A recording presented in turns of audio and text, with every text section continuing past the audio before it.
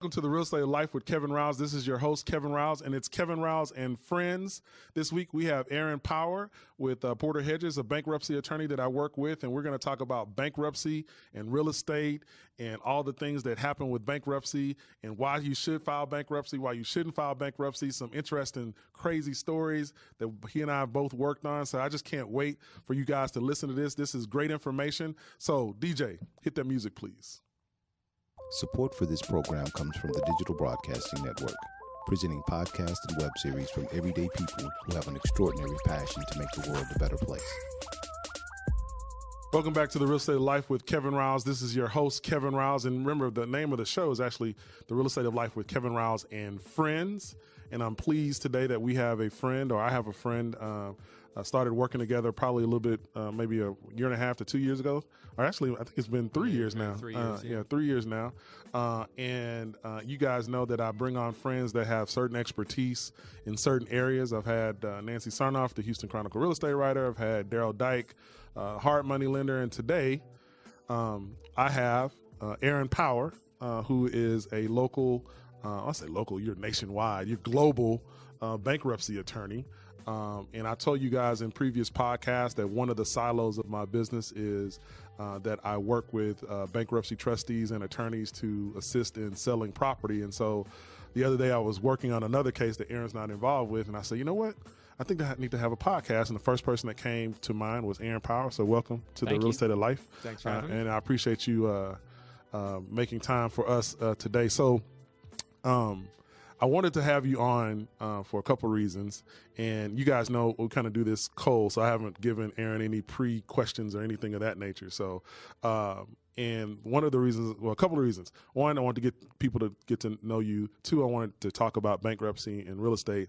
And three, just to prepare you in advance for what you can disclose, some interesting bankruptcy stories. I know you and I have been. Sure, we can talk about ours. I think. I mean, one nice thing about bankruptcy is it's almost all of it's public. Okay, all right. You know, so everything's on the docket if someone really wanted to look it up. Gotcha. I'm okay talking. Gotcha, because you and I have been involved, I know, in two very interesting bankruptcy cases that people, was telling me sometimes when I'm telling them, I don't believe that. I'm like, no, for real. Feds. Anyway, so first and foremost, tell us about where you're from, where you grew up, and then to me, why bankruptcy? So yeah, sure. So I'm from Spring on the north side. Okay. I went to Klein Oak High School. Okay. I went to college in Boston, and I went to law school in Los Angeles. Finished school in 2006. Okay. I moved back here 13 years ago, I guess, and started practicing. I've only ever done bankruptcy my whole life. I don't pretend to know much about anything else, but right. I'm an expert in the one thing I do, and that's all I've ever really done in the law. All so, right. I mean, it encompasses some areas of the law that are state law, talking about exemptions, what you're allowed to keep if you file bankruptcy, and a lot of contract law, and just some real basic financing. But for the most part, 100% bankruptcy. And so I represent a variety of different people. I don't do much creditor work. Okay. I mostly represent debtors, probably 40% of my practice.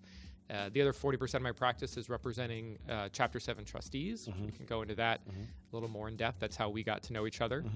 And then maybe 20% is miscellaneous and representing creditors. I only represent a few banks. It's typically, I'm almost never the person foreclosing on the property. Gotcha. I'm almost always the person trying to help someone stop the property being foreclosed on. Gotcha. So I'm going to back up for a second. Of all the different fields of law, from criminal all the way to estate planning to why bankruptcy? Like what drew you to bankruptcy? It's to me, I don't think people normally like, oh, wait, in high school, I really want to be a bankruptcy attorney, but maybe that was your case. I don't know. No, never. No one has ever grown up saying, I want to be a bankruptcy lawyer, unless maybe your dad was or something, but my dad was in the Navy. Right. No. When I was in law school, I was, people go to law school for different reasons. Some people go to law school because they have nothing better to do. Some people go to law school because they want to make a bunch of money. A lot of people like myself go to law school because they're have some version of being a do-gooder in their life. Okay. And so I was working for the Legal Aid Foundation of Los Angeles. Okay. And while in law school. While in law school, I was not really thinking of myself as being a law firm kind of lawyer. Okay. But as it turns out, all those kids that went to Harvard and Yale also want to save the world. Right. And it ended up being really hard to find a job and make a living doing full-time legal aid work. It's as competitive as getting a job at a huge international law firm. Really? Because, not to get too into it, but a lot of people are able to take those jobs because they came from families that have the means to support them, to allow them to do full-time. I don't have to make as much money because someone else is paying the rent. I did not have that luxury, and so that was sort of my trajectory of what I thought I was going to do, and I was a little frustrated, and I had a professor say to me, "Why don't you think about doing bankruptcy?" Because those people that are coming to legal aid that need help, that's the same client base that ends up in bankruptcy. And so I've eventually veered, unfortunately, from that path in life. But, I really, the appeal to me of bankruptcy was being able to help people that were in distress and that maybe didn't have the means to get access to quality legal representation otherwise. And I will say this, having worked with you, and it's not because you're here, you do it in a humane way. And when I say humane way, like even though you're not representing, in our context, we work together mostly as you representing the trustee, which is the representation for the court. Even in our challenging situations, up to a point, you still have that heart when you do it. And I've had the blessing to be able to work with now multiple attorneys / trustees, and that's not always the case. Yeah. I mean, there's no point in doing this job if you're going to just be a jerk to people. Right. And it's already a horrible there are situation. lawyers who think that way, and unfortunately, we get that reputation. But most lawyers are not that way. It's the 10 or 20% of lawyers that are aggressive for the sake of being aggressive. Right.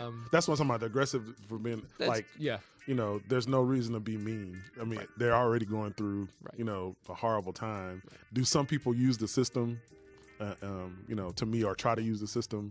At least, from my purvey, and when I say system, do some debtors sometimes try to, game the system? Absolutely. But for the most part, most people I've worked for or worked with or worked through, they're in a bad situation. So, and they're just vulnerable. So, yeah. I mean, we use the phrase honest but unfortunate. Right. And part of our job, especially on the trustee side, is to figure out the difference between someone that's filing bankruptcy in bad faith or someone that we say is they're honest but just unfortunate. Right. And the vast majority, despite what you would think in the news and the way that maybe politicians portray bankruptcy law, no one's out there trying to take advantage of the system. It's a very rare circumstance that you get a truly bad faith case. Most people have had some circumstance come up that was out of their control, whether it's personal issue or just market issues. Right? Like they just bought at the wrong time. They bought in the wrong place. And they're not doing anything wrong. They're just unfortunate circumstances.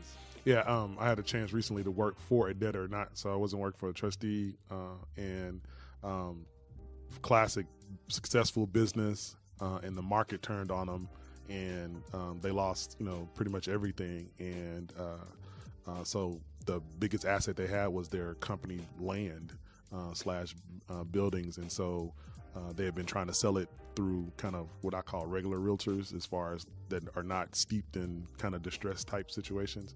And so, not to be named, but our favorite judge, I don't know, someone in his room recommended they get someone that has experienced a realtor with bankruptcy. And so somehow my name got to them, and I was able to sell it. Which is a great thing. I say all that to say, but just in meeting with them, I would consider them to be honest but unfortunate. Like they were devastated that the fact that their business wasn't successful. So that's how you ended up. You ended up in bankruptcy because you wanted to help people. You didn't at the time see yourself as a law firm guy. Right. You now work for Yeah. a law firm. Yeah. A larger firm, I should Yeah. say. Very good firm, by the way. And full disclosure, I've been represented by Aaron Power. In fact, Aaron Power and his the firm. I don't know if I'm allowed to say the Yeah, firm. yeah, Aaron, Porter Hedges, and so which is one of the great law firms. Not only because they helped me out, but also.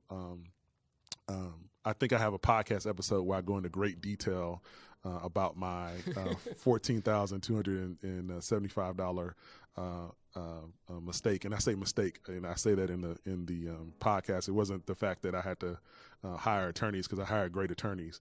It was just the fact of that whole circumstance in teaching y'all a lesson. But I digress. That was someone who was probably not honest, and he was unfortunate, but not honest at all. And to Aaron's credit, I sent the lawsuit to him. If you get a chance, go back and listen to that podcast, just as a, hey man, can you refer an attorney to me? And he read it, and his immediate thing was like, I can't believe, what's the case? Are you kidding me? This is frivolous, whatever. And I was like, yeah, I want that type of passion behind me. So he ended up pairing me up with a partner at the firm, and we got it taken care of.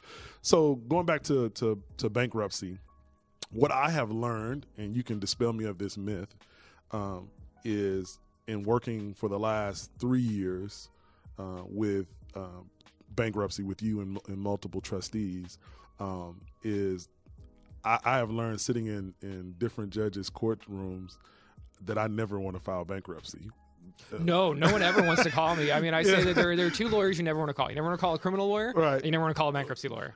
On either side, right? Even if you're the creditor. I mean, right. you don't. Nobody wants to be in bankruptcy court. I had to sit in Judge Bones' court to wait for a case where I might be called in that debtor's situation I just talked about, and I think it was maybe 6 or 7 things that court or cases before me.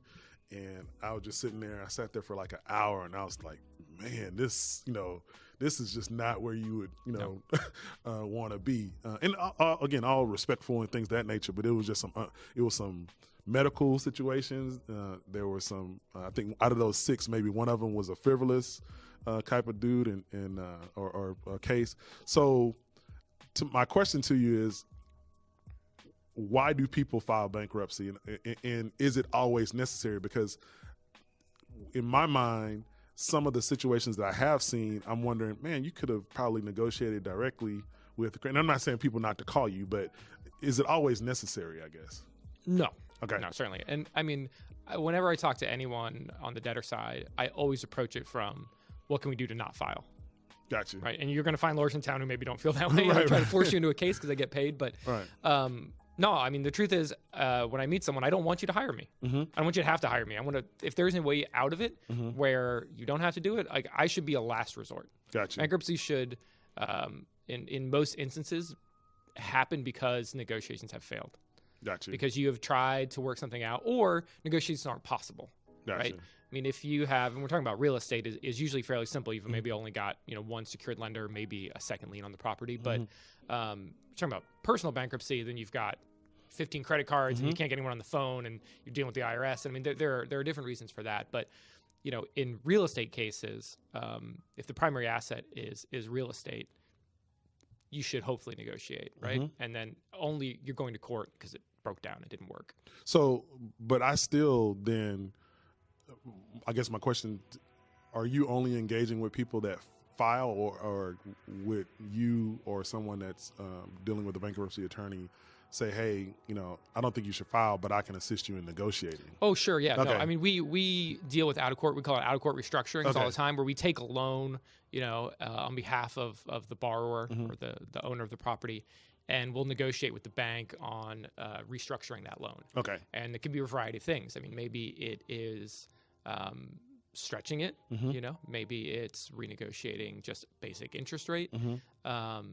It gets more complicated when someone has personally guaranteed that loan. because then you're really dealing with two different issues. Really? Yeah. So I just signed a personal guarantee on the office condo I just bought. But go ahead. Yeah, no. So I mean, it's important. Business. I mean, you've probably talked on other podcasts about the idea of setting up an LLC to hold a piece of property. So, which is what I did for this particular. Right. So transaction. that LLC now owns the property, and that LLC can file bankruptcy to protect that property, and stop it from getting foreclosed on.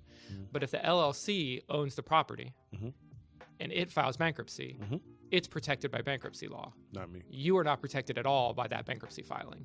So if negotiations have really broken down and they really want to get at you, they could sue you, notwithstanding that bankruptcy, you personally, on the personal guarantee at the same time that they're trying to either get the bankruptcy case dismissed or use it as leverage to negotiate a deal in the bankruptcy case. And again, I'm not an attorney, but attorneys/brokers, especially as much commercial real estate as I do, the whole reason we tell you to set up the LLC is to avoid, not only personal liability, somebody falling on the property, things of that nature, but also, issues as far as it pertains to what you just described. Right. And if you don't sign the personal guarantee, that's true. Right. That's why all the lenders make you sign the personal guarantee. Even though you set up the LLC, they make you sign to get you brought back into it because they don't want to let you use the LLC. It's a stick out there. And by the way, just for parenthetical reference, Mr. Producer is filling this information in the back because he's shaking like, yeah, that's exactly what's going on. I always let the people know what Mr. Producer is doing.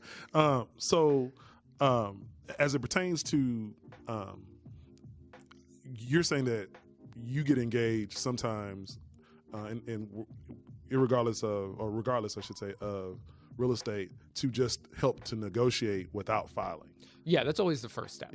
Yeah. And plenty of times it doesn't go there. I mean, bankruptcy is expensive, and it is a last resort. And there is, if it's a pretty simple capital structure, if you've only got one or two liens on the property, and we're only dealing with one piece of property, that's hopefully something that we can get done out of court, just in the conference room.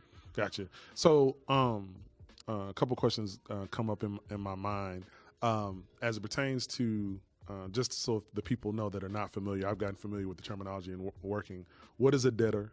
What is a trustee? And so what is a debtor? Yeah, so we should start with maybe an overview of different types of bankruptcy. So there's really three different types of bankruptcy. I think what most people think of when they think of bankruptcy is Chapter 7, which is a liquidation, and that can apply to an individual person or to a company. The idea is you are basically giving up, right? You're not trying to restructure or reorganize. You are throwing in the keys. Instead of maybe like a deed in lieu, you are getting a discharge of the debt. So if it's a company, and just pick a hypothetical, just a simple like rent-seeking company, like they own a building and they're a landlord, and that's it. They don't operate a business on it, and they've decided the property is just way underwater. They want to walk away from it. They don't have personal guarantee from it. They can file bankruptcy, and that would clean up all the ancillary debt on it. So if you didn't have, you could have a bunch of things. You could have taxes that are due, utilities that are behind. You could owe other things related to managing the property.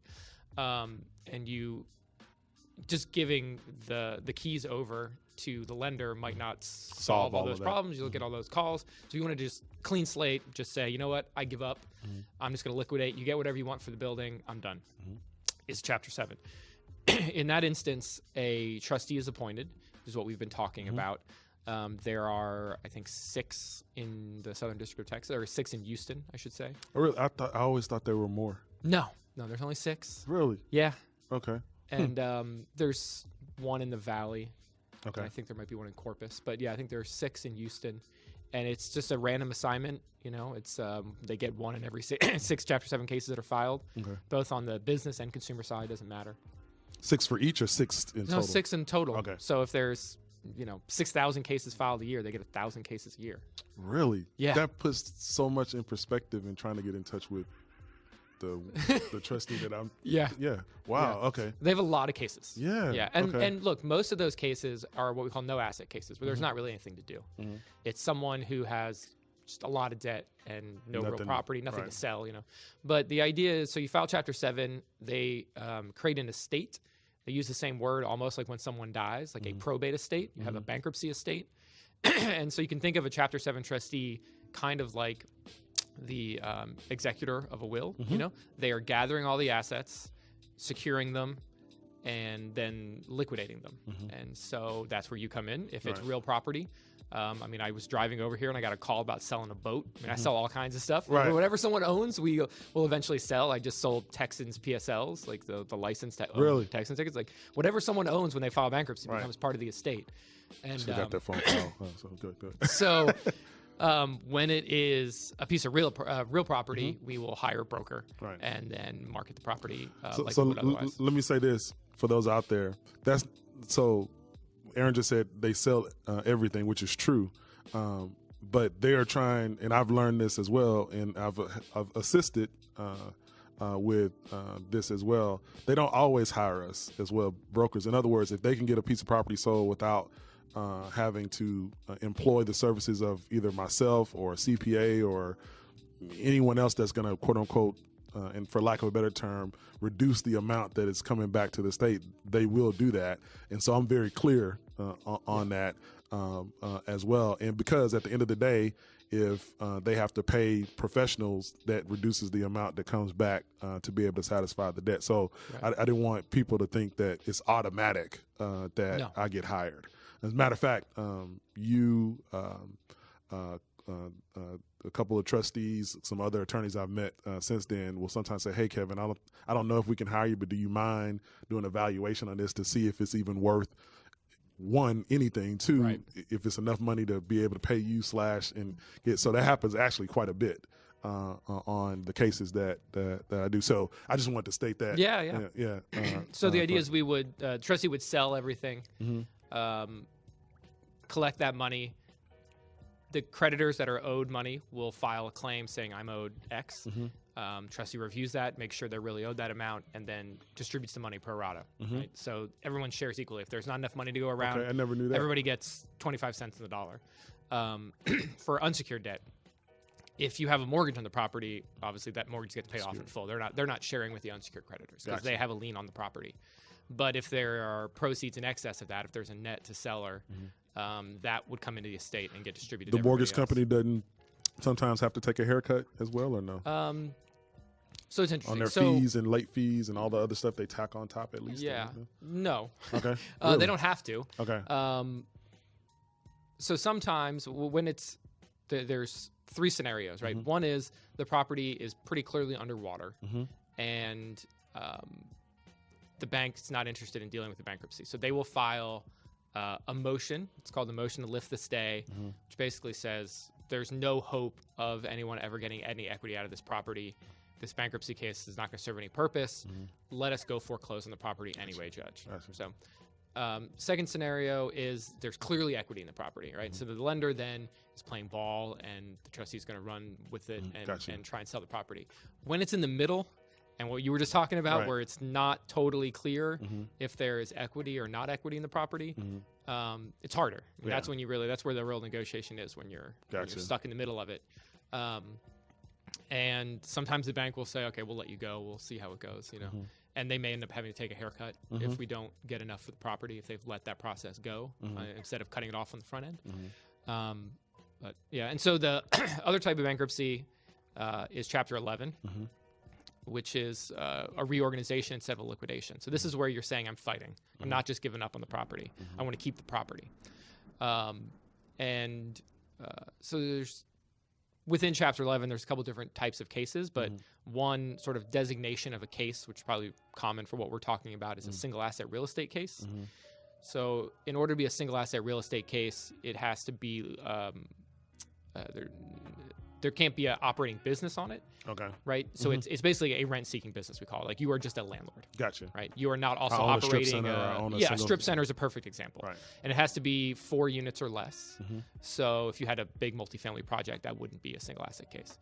Or if you had one LLC that had 2 or 3 properties, also not a single asset case. This is really, I just set up an LLC for one purpose. Small rental property. And the debt has to be less than $4 million. In that case, there is you're on a tighter window. You only have 90 days to figure it out. So normally in bankruptcy in Chapter 11, you have 180 days to work with your lender, come up with a plan, figure something out. Because I guess someone in Congress decided 15 years ago or so that they probably filed bankruptcy. Yeah, or a friend. I mean, somebody, right? well, you know, typically the way that the law works is I'm sure some collection of lenders and banks that were dealing with small business loans and these kind of loans thought it was a problem that these cases were being filed and dragged out for too long, and they needed to get to resolution faster. So, and they're not as complicated, right? I mean, if you've got 4 tenants, it's different than saying I've got 25 tenants. Right.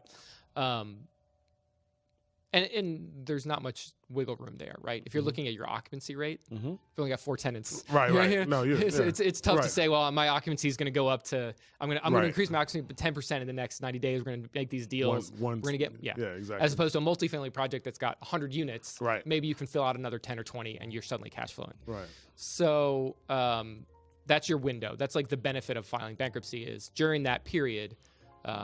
Unless they file the motion to lift stay and have that fight. It's a timeout. Yeah, it's a timeout, basically. Right. Like, they can't foreclose on you. They can on the property. They can still sue you personally, but they can't take any action against the property. We call that the automatic stay. It's like an injunction. And so that's the benefit is you get time to breathe and try to negotiate something, which maybe wasn't happening outside of court. So Chapter 7, Chapter 11, and then Chapter 13, which this is that's the one you've seen in the news all the time. Chapter 13 is the most commonly filed one. Okay. Chapter 13 is only for individuals, and it is a reorganization instead of a liquidation. So what that means is that you are committing in a Chapter 7, you give the trustee everything you own, subject to your exemptions, your homestead exemption, your car, personal property up to $50,000 for an individual, $100,000 for a family, and then you get a fresh start. Right? You get a discharge of all your debt. You don't have to pay back anything, but you only get to keep what Texas allows you to keep. In a Chapter 13, you're keeping all your stuff. You're not giving it to a trustee, but you are committing to pay a certain amount of your income for 5 years. So that's the way that creditors get paid, is that you are a wage earner, you do have income, and there's a pretty complicated formula to determine the amount of what they call your disposable income that you then contribute to a plan, and then at the end of 5 years, after you make all those payments, then you get discharged from the debt. And so that's the most commonly filed, numerically speaking, the most commonly filed type of bankruptcy case. So how long does a bankruptcy stick with you personally? If I file bankruptcy, today, and no matter what kind of bankruptcy, 7 or 13, and it is resolved. So 7, I'm liquidated, I'm good, I'm finished. 13, I've paid my 5 years. Right. So when I say stay with you, have you seen instances? I know, for instance, in mortgage, because I used to own a mortgage company, a mortgage brokerage back in the day, it was like you had to be out of bankruptcy for 7 years. Right. So, but I didn't know from a court standpoint, can someone file a 7 and then 7 years later file another 7, or next day file another 7? Well, they cannot file the next day, right? So if you get a discharge, meaning you file the case, everything goes smoothly, and you actually get discharged from your debt, that's the 7 years you're talking about. If your case gets dismissed, a lot of people try and file a case without a lawyer. If you get your case dismissed, you don't actually get a discharge. Nothing happened. It's like you didn't file at all. Then you can refile, but then every time you do that, it gets harder and harder, and the judge looks at you like you're maybe not the honest but unfortunate person, because you're in here on your 7th case. Your property's been posted for foreclosure 7 times. Right. You've had 6 cases dismissed. Right. What are you doing What's here? going on? What is the plan? Why don't you have a lawyer? Right. But the answer I like to give to that question is it never leaves. Right. I mean, there's a legal answer to that, which is the 7-year question. But the practical answer is, if someone ever asked you on a job application or any other reason, have you ever filed bankruptcy? It's not like after 7 years you can say no. You're right. Right. On a rental app right now. We take it seriously, because it doesn't say in the last. Sometimes it'll say the last 7 years, but a lot of times it's just, have you ever filed bankruptcy? Yeah. So you're right. It never. So the answer is never. It's a scarlet, can be a scarlet. So that's the reason it shouldn't be entered into lightly. Right. And I say that to say, in my time in working with bankruptcy cases from a real estate standpoint, in being in the court, I can also distinctly remember thinking, again, man, based on what I'm hearing, of course, I don't know the whole case on some of these files that I'm not involved in.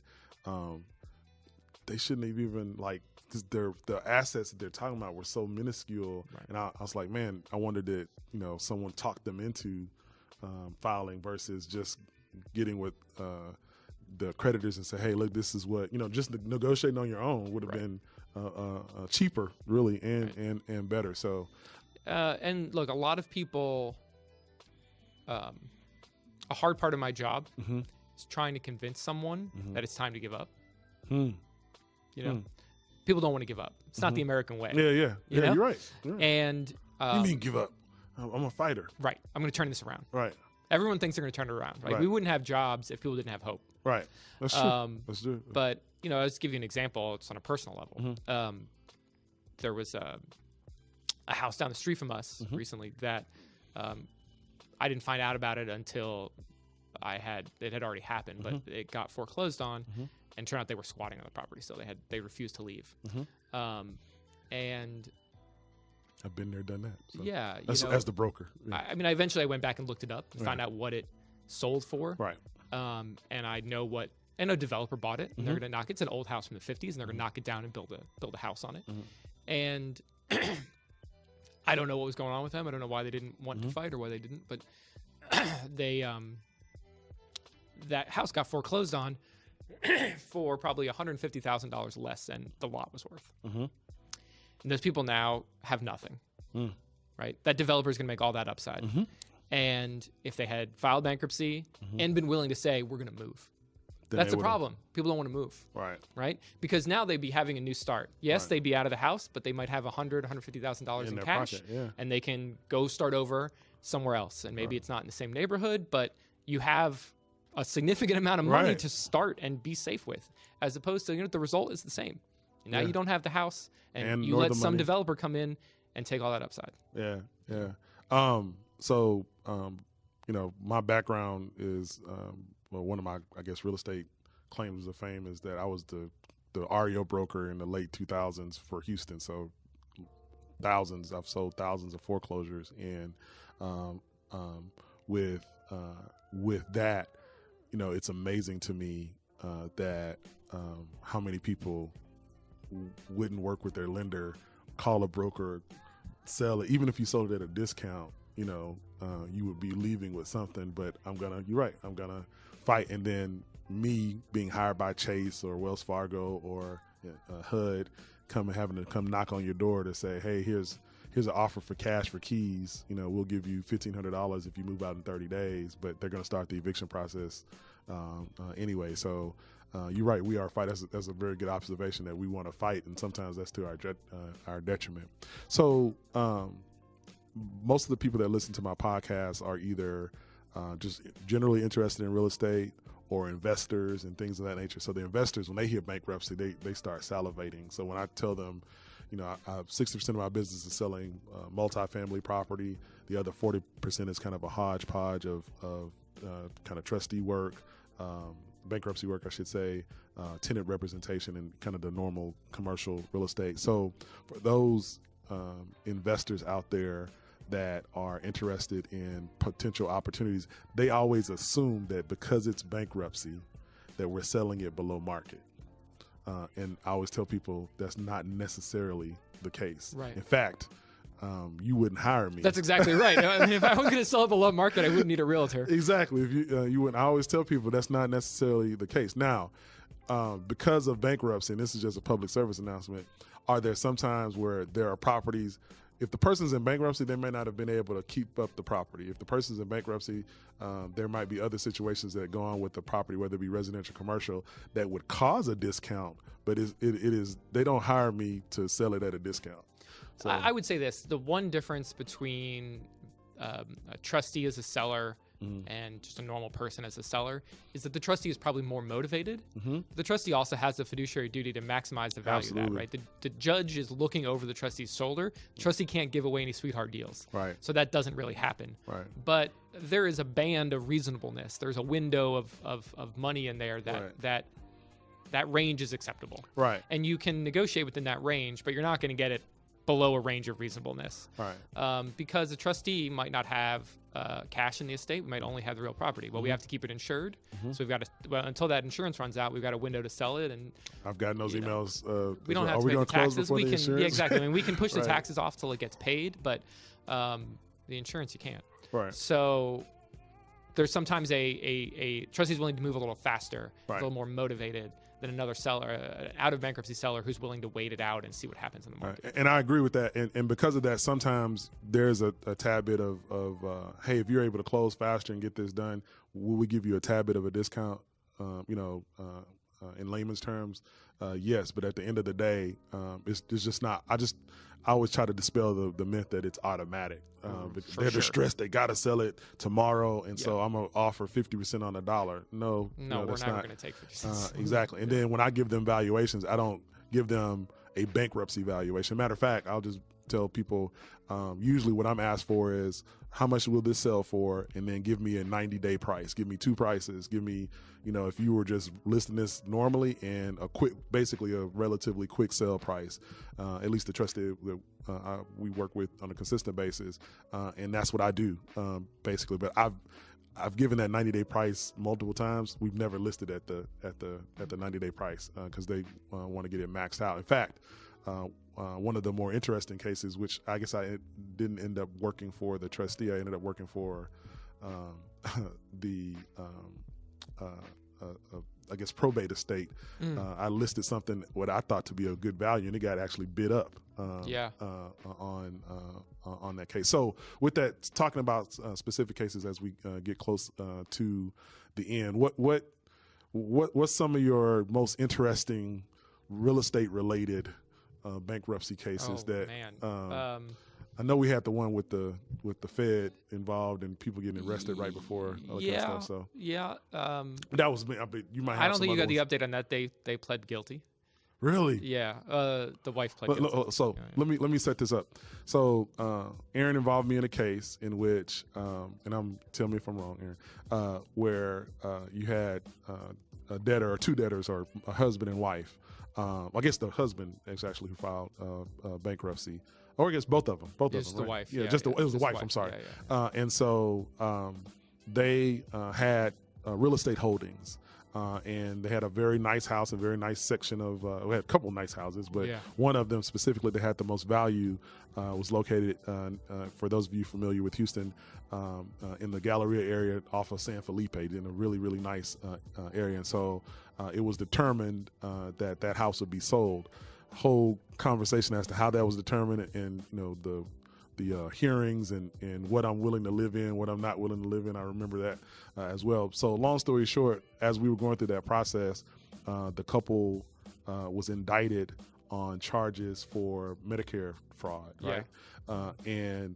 So as we were trying to get access to the house, there was just so much that went on, so I'm kind of skipping over a whole lot. But they get arrested, and then one of them is then detained from the arrest by ICE to get deported. That's a free piece of unsolicited advice. Yeah. If you are not of legal status, right, and you are especially in this climate, and you are committing crimes, right, maybe bankruptcy is not the best social path for you.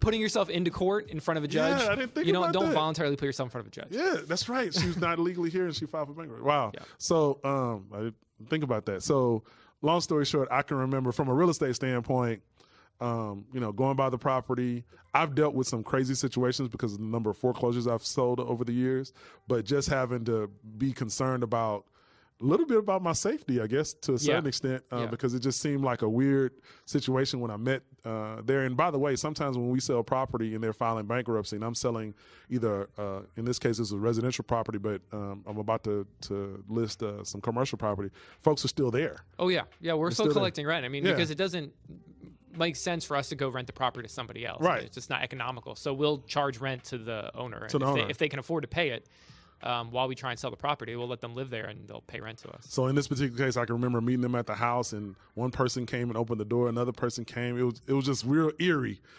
So anyway, long story short, I had to meet the trustee, which is there, and had to have a phone conference while we're there. me, the trustee, and the judge literally asked, "Is it empty?" We're having to have the conference to prove that we're there because I'm about to send the police if it's not empty. And then once it became empty, it kind of became a normal transaction. And so what happened after that? Well, I'm going to say that's a perfect example of someone setting off red flags of not being honest but unfortunate. Right. They had 5 properties, several $1 million altogether, and they had tax returns showing they made $60,000 a year. Why are you living in a $2.5 million house? There's a red flag there. And the other house was, by the way, that I'm familiar with, was on Memorial. Yeah. So, and I can remember you saying, at the hearing, just like, well, hey, why don't you just move to the other house and he's like, that other house is beneath me. Yeah. And I was like, are you kidding me? You telling the judge that the $2 million house that you live in and the $1.X amount million house, that $1.2 million is beneath me. Yeah. So we should all be so lucky. But yeah, they got their comeuppance. Yeah. So they pled guilty to the. I think he has not. She's pled guilty. Gotcha. She has not been sentenced. Gotcha. She's still here, or she been? She's in detention still. Detention. Gotcha. Wow. Yeah. And the government is taking all the proceeds from that sale. Really?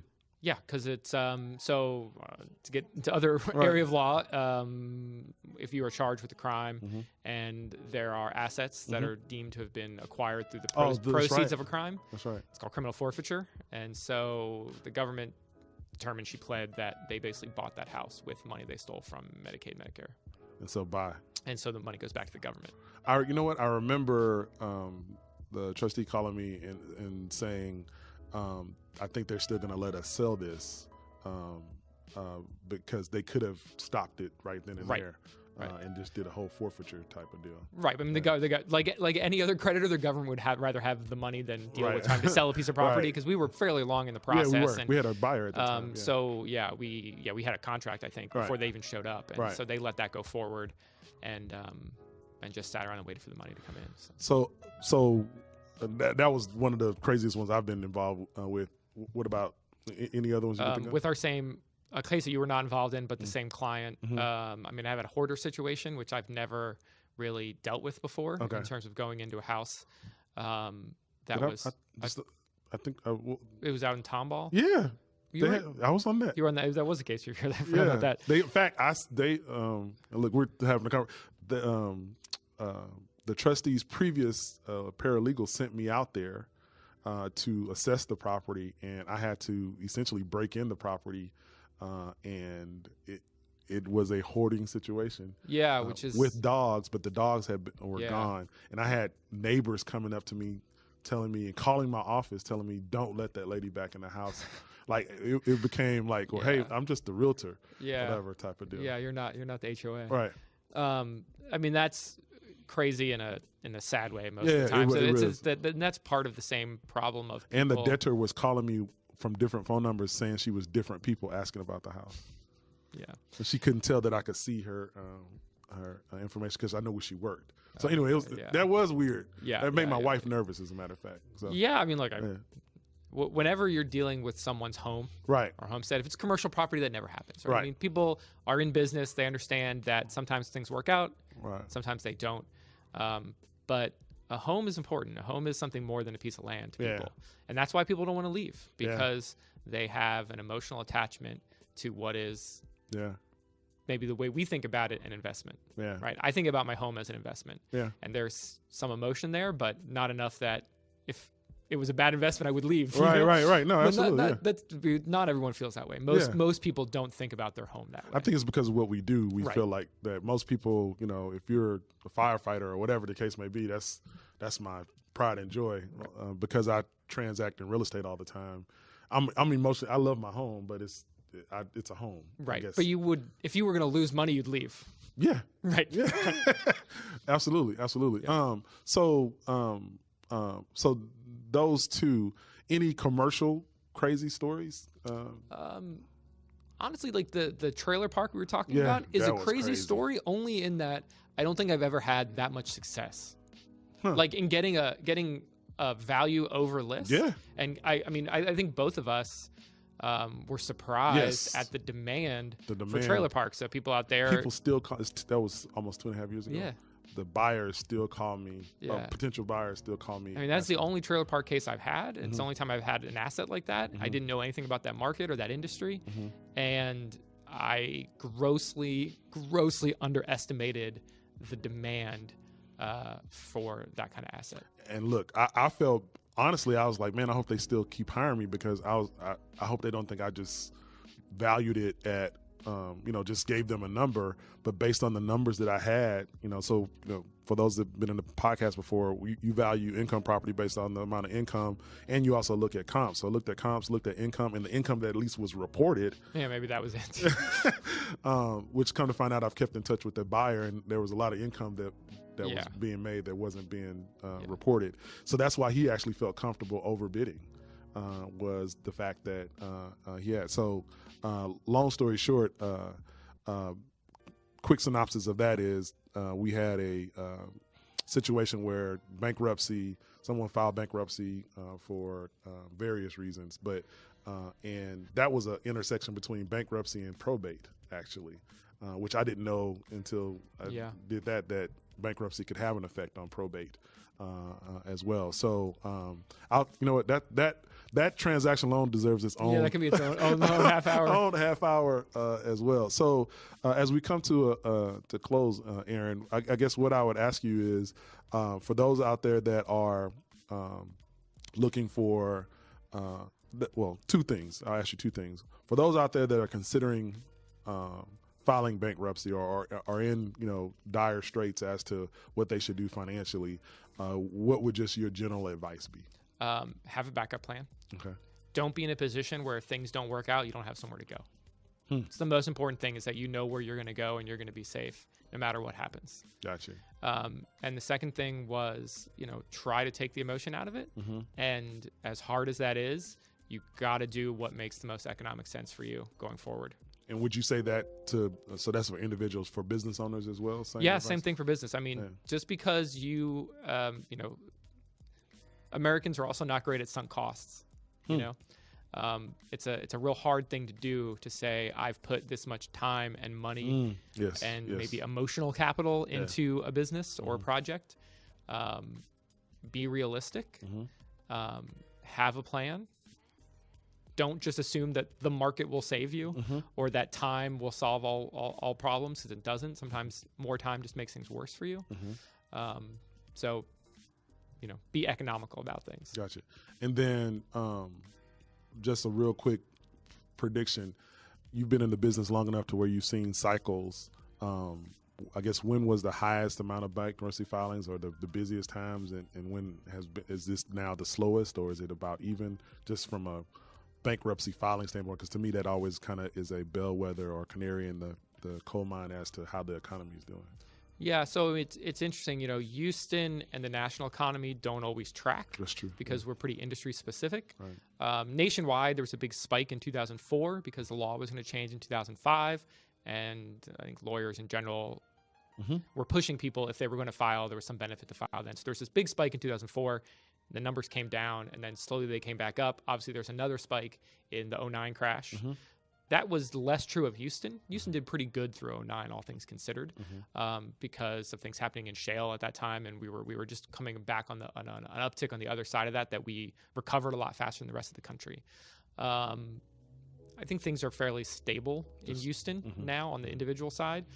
From, I guess, 14 to 17 was by far the biggest commercial bankruptcy situation we've ever had in terms of overall value of debt. Oilfield services. Oilfield services companies going down left and right. I have two cases right now that I've been assigned that are oilfield services. Seismic industry did bad. Offshore drilling did bad. When commodity prices come down, those are the type of people that get hit. People that are oilfield services companies, or people that have really high lifting costs.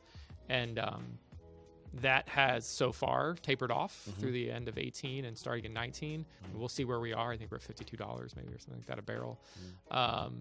If we're down in the 40s, we're going to see a lot more problems. If we get back into the high 60s, then most things will be okay.